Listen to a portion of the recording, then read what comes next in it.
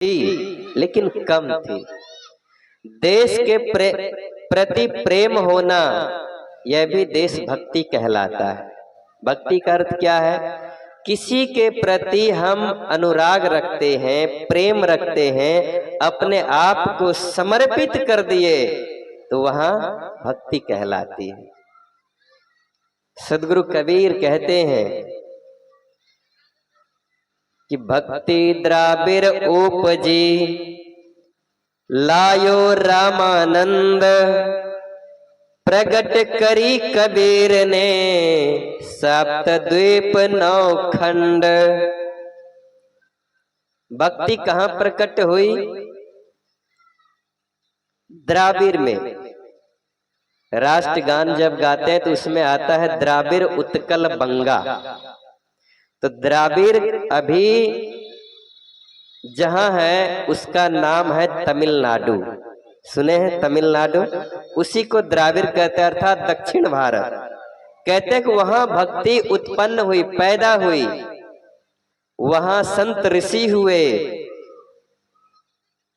वहां से भक्ति की शुरुआत होती है और धीरे धीरे करके कर्नाटक होते हुए महाराष्ट्र में पली बढ़ी, जवान हो गई और वहां से जैसे आगे बढ़ी गुजरात के तरफ, गुजरात में आते ही भक्ति क्या हो गई? बूढ़ी हो गई।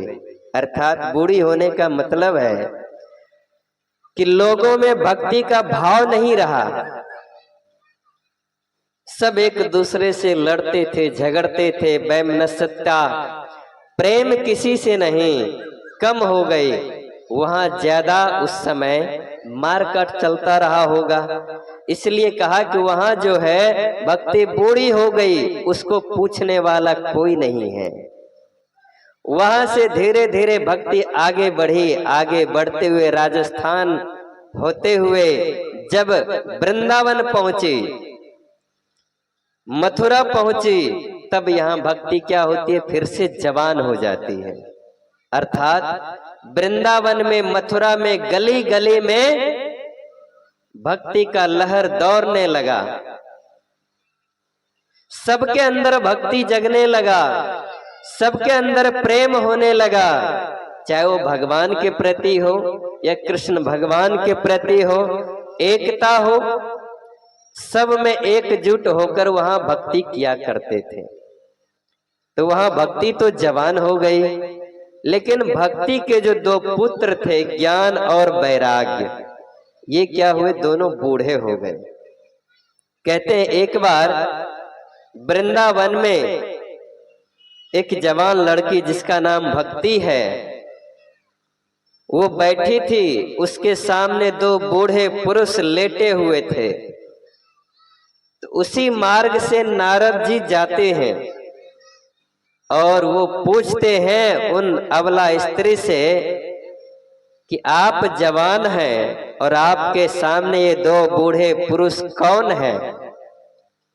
तब वो कहती है कि मैं भक्ति हूं और ये दोनों मेरे पुत्र हैं। कहा कि आप जवान और आपके पुत्र बूढ़े कैसे हो गए? तो उन्होंने कहानी सुनाना शुरू किया कि मैं दक्षिण भारत से चलते चलते आई, गुजरात में मेरा अंग भंग कर दिया, वहां कोई इज्जत प्रतिष्ठा नहीं मिले, भगवान के प्रति न तो श्रद्धा मिले, न वहां किसी के अंदर प्रेम है, न भक्ति है, कुछ नहीं है। वहां से जब यहाँ आई तो यहाँ बहुत भक्ति भावना वाले लोग हैं, लेकिन ज्ञान और वैराग्य किसी में नहीं है। इसीलिए मेरे ये दोनों पुत्र जो हैं बूढ़े हो गए। कहने का अर्थ है वो भक्ति कोई नारी नहीं थी, वो हम सब के अंदर है। आपके अंदर जो सेवा करने की भावना है, आपके अंदर जो सत्संग करने की चाहना है, आपके अंदर जो ध्यान साधना करने की तत्परता है, आपके अंदर जो दूसरों के प्रति प्रेम है, वही क्या है? भक्ति है। भक्ति तो सबके अंदर है, लेकिन ज्ञान और वैराग्य, ये सबके अंदर नहीं आता। ज्ञान क्या है? ज्ञान यही है कि हमें जीवों पर दया करनी चाहिए। अभी बात मैंने की थी कि देवी देवता के नाम पर जो पशु का वध करते हैं, बलि चढ़ाते हैं, निर्दयता पूर्वक हिंसा कर देते हैं और उसे भी कहते हैं कि ये भक्ति है, तो वो कैसे भक्ति हो गई?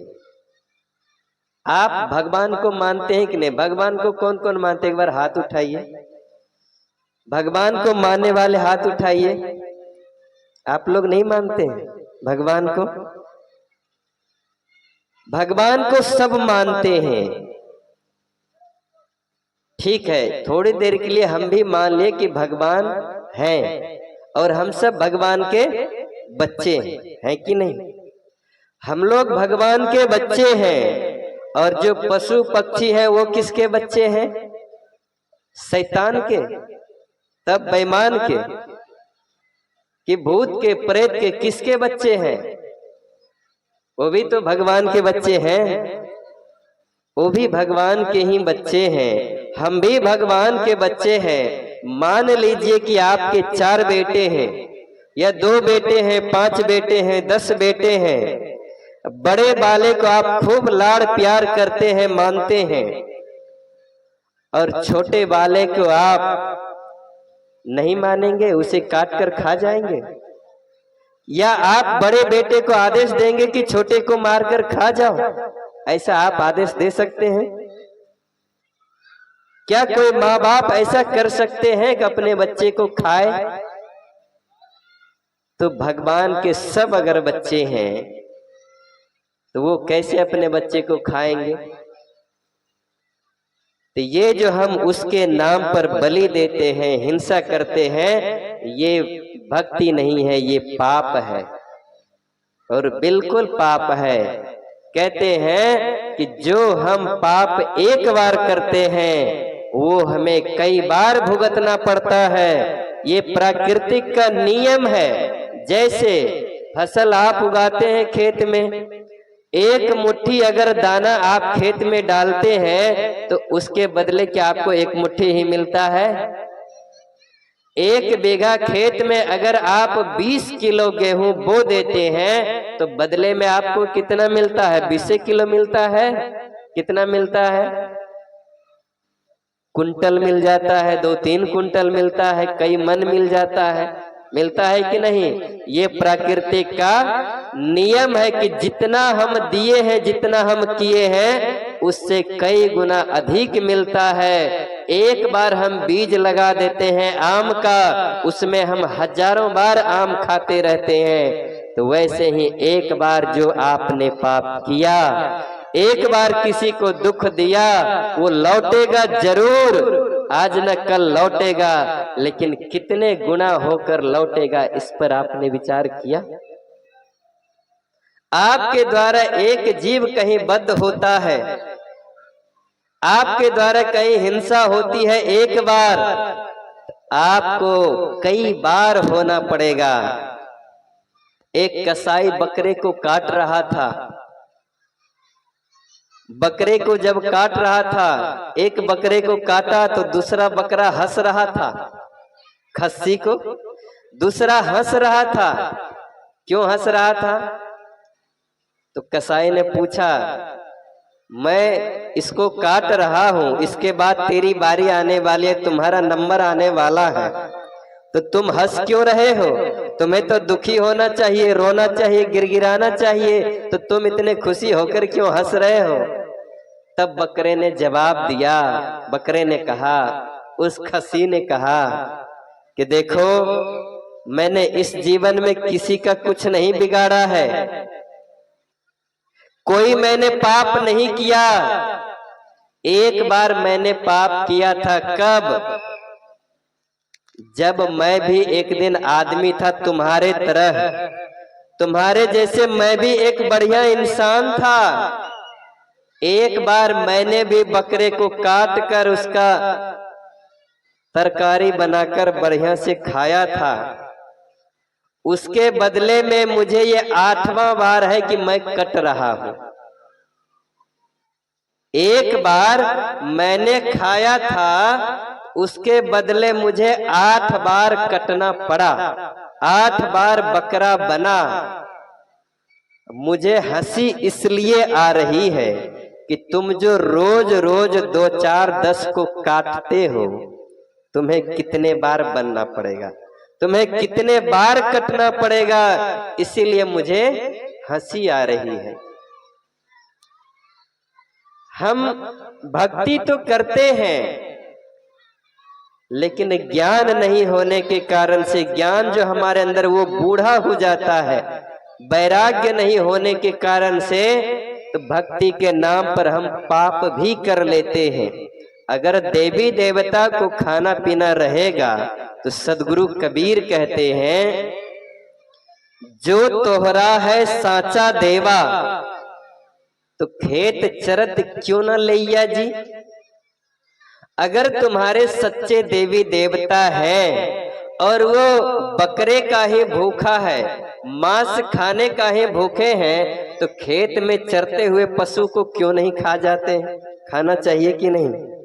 लेकिन कभी आपने सुना है कि काली माँ ने आके बकरे को खा गया?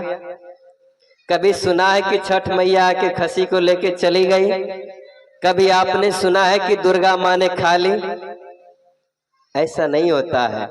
स्वयं ही काटते हैं, आदमी ही काटता है, आदमी ही मारता है, आदमी ही खाता है और नाम भगवान का लगा देता है। तो आप लोग जरा विचार कीजिए कि क्या ये भक्ति है? क्या यही भक्ति है? ये भक्ति कदापि नहीं हो सकती। जहां तक है ये पाप ही हो रहा है। जिसके अंदर भक्ति आ जाती है, जिसके अंदर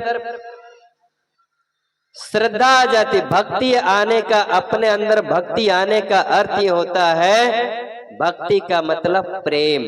पहला सीढ़ी है प्रेम, करुणा, श्रद्धा, समर्पण। ये भक्ति का सूत्र है। और जिसके अंदर प्रेम ही नहीं रहेगा, जीव के प्रति प्रेम नहीं रहेगा, समाज के प्रति प्रेम नहीं रहेगा, और वो चिल्ला चिल्ला कर कहे कि हम भक्ति कर रहे हैं, तो कैसे आप मानेंगे?